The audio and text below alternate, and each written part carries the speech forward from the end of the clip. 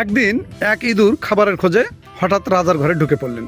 কোনো কিছু খাবার না পেয়ে একটা হীরের টুকরো গিলে ফেললেন। রাজপ্রাসাদে তো হুলস্থুল কাণ্ড, হীরা গেল কোথায়? জ্যোতিষী এসে গণনা শুরু করলেন। গণনা শেষে জ্যোতিষী ঘোষণা দিলেন যে হীরের টুকরো গেছে ইঁদুরের পেটে। তখন রাজা ঘোষণা করলেন যে এই হীরার টুকরাটি যে উদ্ধার করে দিতে পারবে তাকে পুরস্কৃত করা হবে। একজন শিকারী এসে বলল, মহারাজ আমি পারবো। এই কথা সেই কাজ। শিকারী ইঁদুরের সন্ধানে গেলেন। গিয়ে দেখেন যে সকল ইঁদুর এক জায়গায় দল বেঁধে খেলা করছে, ঘুরপাক করছে, কিন্তু একটা ইঁদুর সে একটু সরে গিয়ে আলাদা নিজে একটা ইটের ওপর বসে আছে, যেন সে মহারাজা।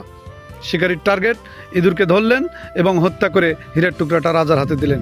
রাজা তো অবাক যে কি করে তুমি এতগুলো ইঁদুরের ভিতর থেকে এই একটা ইঁদুরই খেয়েছে, এটা তুমি বুঝতে পারলা? যে শিকারী বলল, মহারাজ এটা তো খুবই সহজ, কারণ কোনো মূর্খ যদি হঠাৎ ধনী হয়ে যায় বা ক্ষমতাবান হয় তখন সে নিজেকে আলাদাভাবে তার স্বজাতির কাছ থেকে নিজেকে সরে নেয়, যেন সে রাজা। ঠিক এই দুটিও তাই করেছিল।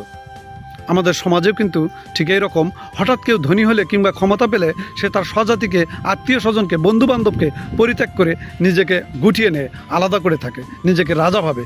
কিন্তু জেনে রেখো যে আসল রাজা সেই যে কোনো অবস্থায় তার স্বজাতিকে কখনোই ভোলে না, তার বন্ধুবান্ধবকে কখনোই ভোলে না। বন্ধুরা, গল্পটি ভালো লাগলে অবশ্যই শেয়ার করবেন।